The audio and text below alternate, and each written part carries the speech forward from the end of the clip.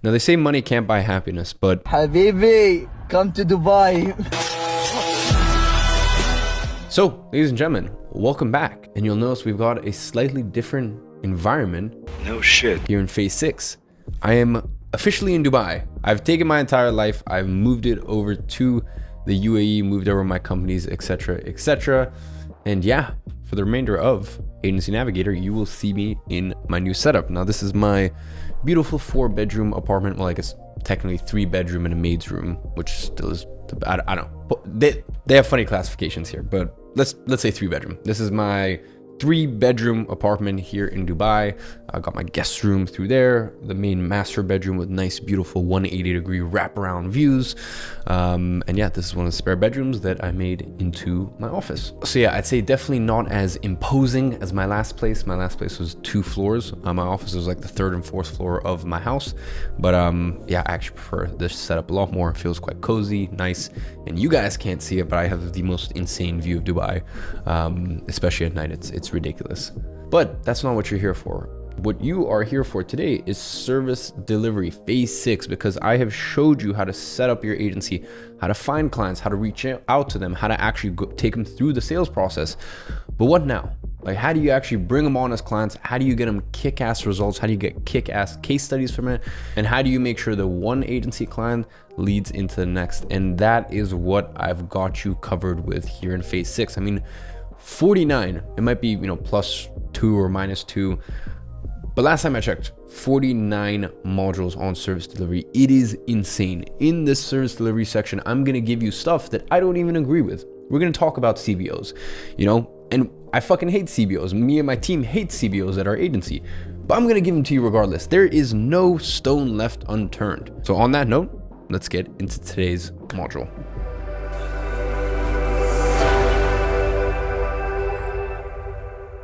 So as I said, welcome to today's module kickoff and onboarding call. Now in today's teaching, we are going to go over the tone to get across, who needs to be present on this onboarding call, the structure of the call, key questions to ask, logistics to go over in the call. So let's get into the kickoff call. Now, the kickoff call is really when everything is said and done. The contract is signed and the invoice is paid. Now, this is really when the work starts, or at least in the client's eyes, because the client does not care how much outreach you've done, how many messages you've sent, the painstaking process you had to do to actually acquire them as a client. To them, they don't care. For them, the real work actually starts now. So I'm not only going to show you the process for how to actually onboard them efficiently, but also I'm going to show you how to make them feel, loved, safe, secure, because this is really sort of their first proper touch point with your agency and with your team. So ladies and gentlemen, to kick things off, as you guys remember, our last step of the onboarding process was to book a call with our team. Now, this call is arguably one of the most important ones, because this is where you'll set the tone for the rest of the working relationship with your client. You're going to intro your team. You're going to paint a picture in their minds about your workflow and processes. You're also going to give them a realistic timeline of your work, among many other things the client should expect from you. Although remember, this call, they will hold you accountable for everything you say here. So just kind of similar to the same process, don't overpromise the world here, okay? Be realistic, but also get them excited. Now, who actually needs to be in this call? Now, in our calls, there's Danny, our CMO. If it's, if they've been assigned to Luis, who's our head media buyer, he'll be there. So the way it works is it'll be me, Danny, as at my CMO. If Luis is assigned to a client, then it'll be Luis, or it may be one of our 2 other media buyers. It all depends. Now, this is, I guess, something that's a little bit more high level. Once you start to grow your team, we have multiple media buyers, and each media buyer gets assigned a client depending on difficulty, spend. Our different media buyers have sort of different skill sets and clients they've actually absolutely smashed out the park for. And if they have a similar client, then we'll assign them. So, for me as an agency owner, I have a few different decision trees I sort of need to follow to decide which media buyer to assign to a specific client. For you, most of the time, it'll just be you and your media buyer, or you or your copywriter, or whoever it is that's actually delivering the services. So it's a lot simpler decision, but I thought I'd just still give you the full understanding of how I come to the decision of who to assign and who's actually there on that onboarding call. So yeah, as I said, it'll be Danny, one of our media buyers who assigned, Kieran, who's our in-house copywriter, as well as myself. Now, on the other side of this call, aside from your team members, there'll be your clients and most likely some key people in their marketing, as well as potentially their partners. Okay, so there'll be some people from sort of your corner and some people from their corner. Now, if your agency for now is composed by only you, that is fine. Do not worry, okay? If you have a media buyer, it's fine as well, okay? If you have a copywriter, that is also fine. The point that I'm trying to get across is that no matter the stage of your agency, you can make this call work as well as we do. Now, in terms of the structure, first things first, you're going to get acquainted. Then you're going to get into some reporting stuff. Then you're going to get into the copywriting questions. Then you're going to set up the weekly meetings. And lastly, you are going to do the wrap up as well as timeline. Now, let's talk about getting acquainted. This goes by personality, but we always break the ice with some questions. So whoever gets first to call, because sometimes it might be me, sometimes it might be Danny, sometimes it might be Kieran, sometimes it may be our media buyer who's assigned. Okay, so whoever gets first to the call, either myself or my team, will speak with the client as well as their team and just kind of, just make a bit of small talk. Now, here's some questions you can use to chat. If the client has an interesting background, you can point it out. Oh, that's a cool painting. Are you at home? Where do you get it from? Oh, that's a cool sort of sculpture or ornament. Or, oh, you have a very interesting interior to your house. Did you do it yourself? Or, did your place come furnished? You can always talk about the weather. That's always an easy one. You can ask them where they are. Are they home or office? Which one do they prefer? Do they prefer working from home? Do they prefer working from the office? Or just some general stuff. How are you? There's always a lot of commonalities that we find with clients. And the funny thing is, a lot of times we've spent 10, 20 minutes just talking to the clients, and that's actually great to get that FaceTime with clients. We've spent 10, 20 minutes talking. A lot of our clients have actually been to Colombia and have spent some time in Medellin or even Bogota, where Danny's from. And a lot of times we chat about the food, the living prices there, how beautiful all the women are there. That's some stuff that we talk about. Sometimes Cape Town comes up, which is basically my favorite place on earth. Sometimes the conversation of, or especially recently in the last 6 months, me moving to Dubai, that comes up as a topic of discussion, and tax efficiency. There's just a lot of stuff where you just want to assume familiarity, and it's almost, you want to act as if you guys have been friends for a long time. And yes, you're going to probe with these slight few questions, but from that point is that don't ever, I guess I've said this a lot of times before, but I don't like to talk formally with clients. I almost want to just assume that we're friends. And that's just the style that works for me. Now, when everyone from both parties has joined the call, it's time to introduce your team and give a brief overview on what the agenda of the call is. Now, you'll see the exact example of how I introduce my team on the live kickoff call module, which will be right after this. It'll be like a Vault module.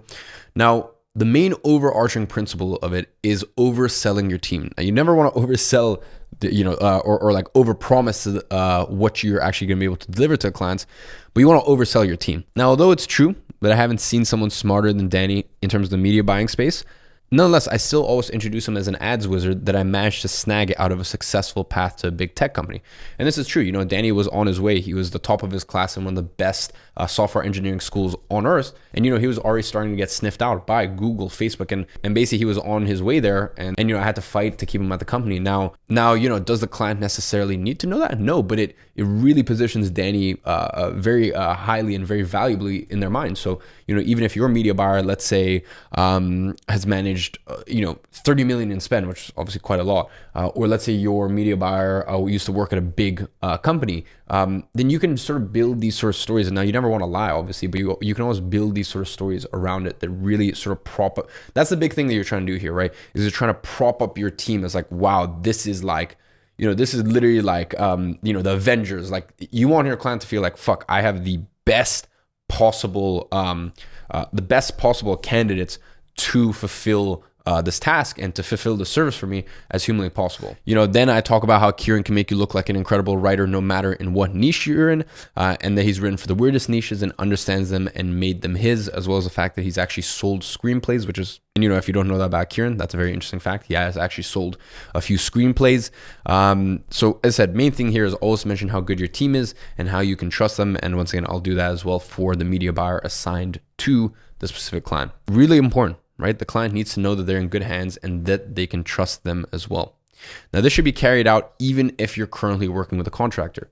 Understand that, please. If you're working with a contractor, remember they are a member of your team, which is true. Okay, like the client isn't going to ask, "Oh, is this a contractor? Or do they work full time with you?" Whenever you just say, "Oh, they're part of my team." So Even if they're a contractor, you still really need to prop them up in your client's mind the exact same way. Now, after we kind of get to know each other with the client, Danny jumps on the reporting side of things. Now, in this case, I'll describe our reporting system and mention all the intricacies it has and how difficult it was to put together. How it pulls data from many sources in almost real time. And, if Luis is on the call, he always likes to mention, just to kind of save his back, that it's actually usually a 30-minute delay. It's not actually real time. So we've got like a kind of cool vibe going on there. So as I said, Danny goes over the reporting system and explains each page and each metric and why they matter. Okay, it is in a sense teaching our clients how to read the data on this simplified and unified dashboard so that way they can make sense of it when they're looking at the performance of any given period. So Danny, what he always does is he'll pull up a good reporting sheet with recent data and basically just start explaining how it works. I'll show you right here. So in this page, we'll explain how we have the two most important metrics for the agency, how much money is coming in and how much money is coming out. And this also kind of just speaks highly to ourselves as it proves our ethos of being a results-driven agency. Now in the middle, you can find all the steps of your funnel and how much we're paying to get people into each step of it. Okay. And we'll also tell the client how this reporting will be tailored to their specific funnels because, and for you, this may not apply, or maybe it may apply if you are in a, if you're working with local clients. We have clients that do high ticket phone call funnels. We have tripwire funnels. We have obviously big e-commerce brands. We have auto webinar info product clients. So we have a whole wide array. So, we've got sort of templates and we've got sort of different reporting systems depending on which client we are speaking to. And because we usually sign 6-month contracts, we actually like to show the evolution of the client and how things are going month by month.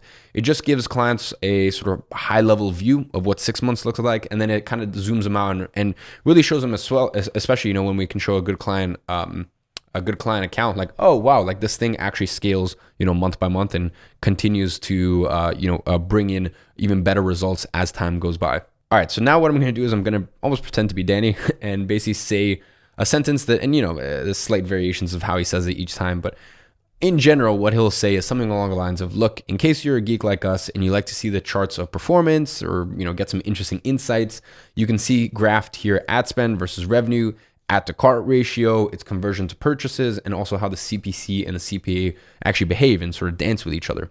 Now on the bottom, you can also see that how the ad account is performing each day, and you can also sort of by, cost per acquisition or any other metric for that matter. And you can see here that, this day in April, we paid the most for the purchases. And then this day in April, we paid the least, and so on and so forth. And, he might go on to move to the next page and say, hey, look, here on page 4, we can see the overview of the audiences we're using. Now, keep in mind, this is the case because we name the ad sets that way. And I'm going to talk a little bit more about naming conventions and how to actually do all that in further modules. But as I said, here we can see device, age, gender, country breakdown, right? Like this is something that Danny says a lot to clients. It's like, hey, like this is how it works. And, here's the discrepancies you can see. You can sort of move the day range and you can see it based on that. So as I said, I'm almost, kind of pretending to be Danny in this instance. Now, after Danny's finished, I'll introduce this next part of the call saying how important it is and that its main purpose is for us and especially Kieran to understand the business, the offer, and the voice of the company. So everything we write is on brand and represents the values of the company. Now, here are some of the questions that Kieran will ask to the clients. Now, before I list through these, it's important that you and your other team members pay attention to this bit, okay? Actually listen, because it will entail some things that can't be overlooked or simply give you ideas for new ads, new offers, or who the client is and how they would like to be treated. There's a wealth of knowledge in these questions, so really, really listen up. So as I said, some questions that Kieran asks, and this is pretty much the same thing each time. Who is your dream client? Okay, who is your dream client or your dream customer? Like, what do they actually look like? Really important. What are some buzzwords or phrases that your target audience would identify with? Next thing, how would you describe your brand? Another question, who are your major competitors and how is your company different? Another one that Kieran mentions a lot of time, but I forgot to write down is, do you have any sort of like hero piece of content? So for example, this may be like a YouTube video or like a Medium article or some sort of like hero piece of content that Kieran can look at, or in your case, your media buyer, or let's say you're doing the copy that you can look at and be like, okay, this gives me a very good representation of the brand. This gives me a very good understanding of what this brand entails. This gives me a very good understanding of the business and sort of how, like as I said, like the hero piece of content, like what would they want to be depicted as? The next thing is the weekly meeting. So what's going to happen next is we are going to book a weekly meeting. Now on our side, we also propose a time that sort of helps our schedule internally. We like to do calls on Monday, just kind of because it knocks it out for the week. And yeah, if it fits with the client, then that's perfect. If not, then, you know, we will have some flexibility to it and, you know, we will rejig some things around. Now, very, very simple. You just open up Google Calendar. You pick a time that you've arranged. You add the name of the event, as I've shown in the image. You add the emails of the organizers and participants. And guys, change it to Zoom, please. Like Google Meet. I mean, hey, you know, if you're in Google Meet camp, then, you know, sure, do it. You know, if you fall more in that camp and you enjoy the Google suite of products, sure. But like we just prefer Zoom. So yeah, I've already showed you guys in phase 1 how to actually connect your Zoom to your Google G Suite administration. So that way, like whenever you have invitees, then you can actually select Zoom for that. So yeah, that is pretty much that. And you're just gonna set it so it runs weekly. Okay. So yeah, as I said, very important. You just set it so it runs weekly. I've already explained this to you guys in phase 3, I believe. For the first month, we do weekly check-in calls, and then from there it moves to bi-weekly. Now with that done, you can save the event and make sure on the prompt you say yes to sending emails with the invites to everyone. Now, after the meeting has been booked, it's time to wrap up and tell clients the timeline and what they can expect from you. Now, in our case, this is a proposed timeline, and this also changes from client to client depending on if they're already running ads, the difficulty of clients, if it's an info product business and we actually have to build out a funnel for them. You know, it all kind of depends. It is a case-by-case basis. So you can see right here, after that initial kickoff call, usually within 48 hours, they can expect we've sent the reporting sheet. Within 4 days, they can expect the copy to be written. And then with 7 days, they can expect the first ads to be live and everything started. Now, a few caveats here. Depending on the situation, as I said, if the client is already running ads and we take over the ad account, then we're really pretty much going to start managing from day 0 or like the next day. Okay. Because if they're already running ads, and especially for e-commerce businesses, there's nothing that we need to change structurally, like as in like landing page offer. Like if it's really just about the ad side of things, then we're basically going to take over from the next day, and we're going to keep managing and running what they've got while we create them some new copy and sort of transition to our style of advertising that obviously Overspace's 49 service delivery modules you will know all about. As I said, the other caveat is sometimes that the client needs a little longer to approve or translate the copy. We actually have a lot of international clients, so we actually translate copy with them, like as a pair. So you have to let them know now. It's important that they do it fast, and you know, this way really the timelines don't change. And that's pretty much everything we go over in the kickoff call. Now, sort of one last final thing to mention is when I sign clients, I actually like to create their client dashboard inside of Agency Flow there and then, and invite them, because then that way, if they have any questions about onboarding, they can actually just message me or my team directly inside of Agency Flow. But if you didn't manage to get to do that on the sales call, then obviously that's going to be another thing that you're going to do. Actually, that should be the first thing that you do on the onboarding call, is just create their client dashboard inside of Agency Flow and then invite them or anyone they need in their team. And that's pretty much about it. As I said, this is really where the real work starts, and this is really what represents the highest yield in your agency, because it is far easier to keep a client than it is to sign new clients. And that's really the strongest agencies. And I've found this a lot, as I said, with agencies who have been around for 2 years or 3 years. After 2 or 3 years, that's really where you start seeing a lot of clients stay on board for 9 months, for 12 months. So ladies and gentlemen, that pretty much wraps it up for today. No action step, or I'm gonna be honest, I forgot to create an action step slide. So yeah, that's my bad. So here's the action step for today. Very simple. Just go inside the community, give a warm welcome to a new member. And that is pretty much about it. Hope you guys enjoyed. Catch you next one.